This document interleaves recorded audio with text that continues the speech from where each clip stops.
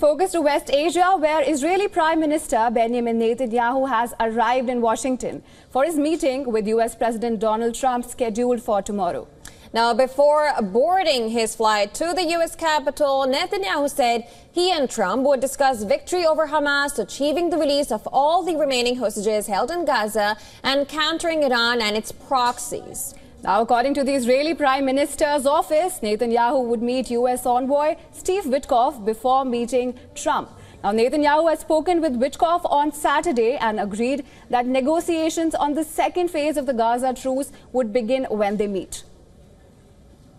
Now, a date for formal talks involving mediators and delegations from Hamas and Israel has not been set, with the 42-day first phase due to end next month. Netanyahu's office said Witkoff would talk to Qatar and Egypt, key mediators, before discussing with the Israeli premier, that is, the steps to advance the negotiations, including dates for delegations to leave for talks. As part of the first phase, in exchange for more than 180 Palestinian prisoners released from Israeli custody, Hamas on Saturday freed 3 Israeli hostages. Now, a total of 18 Israeli hostages have been released since the ceasefire agreement came into effect on 19th of January. Witkoff, while in Israel, met former hostages.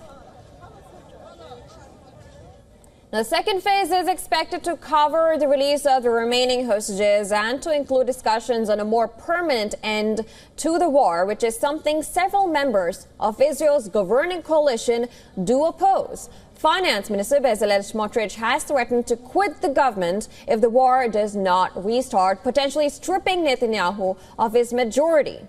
Meanwhile, since withdrawing some of its troops from the border in Gaza, the Israeli military has turned to the occupied West Bank.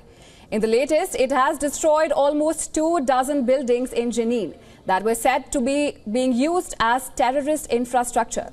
Now, this has evoked condemnation from the Palestinian Foreign Ministry, which described it as a brutal scene. If we speak of Lebanon next, Israel has missed the 26th January deadline to complete its withdrawal from the southern part of the country and has since launched strikes there.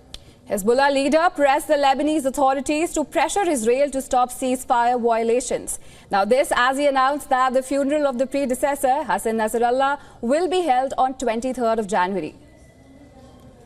Nasrallah was killed in a huge Israeli airstrike on Beirut's southern suburbs on 27th of September as Israel scaled up its campaign against a militant group following almost a year of cross-border hostilities. Naim Qassem also confirmed for the first time that Hashim Safieddin, who had been chosen to succeed Nasrallah before him, was killed in October. The group will hold his funeral on the same day as Nasrallah. The funeral will be one, but the burial will be in 2 places. His Eminence Sayyid Hassan Nasrallah will be buried in a plot of land we chose between the old and the new airport roads, while His Eminence Sayyid Hashim will be buried in his hometown of Deir Qanoon.